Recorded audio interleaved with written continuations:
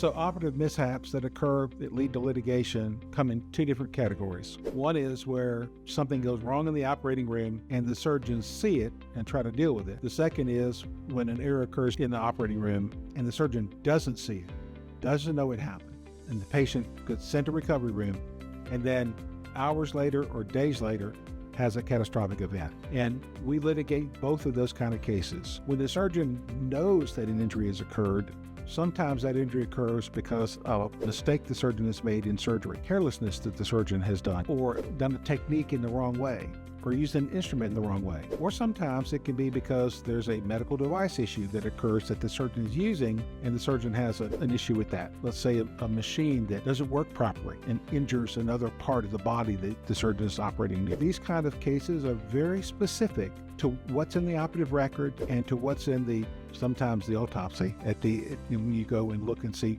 what internally happened to the patient. I think these kind of issues having to do with context and operating room cases can be difficult, but the approach that we follow was the surgeon reasonable? And especially in an operating room context, was the surgeon operating in a safe manner? And the way we do that is we paint a picture for jurors of safety. Jurors have a general understanding of safety. They've worked in manufacturing jobs, they've worked in areas where there's lock-in, lock-out protocols. People have a understanding generally of safety. Surgeons, when they operate, have to follow certain safety standards.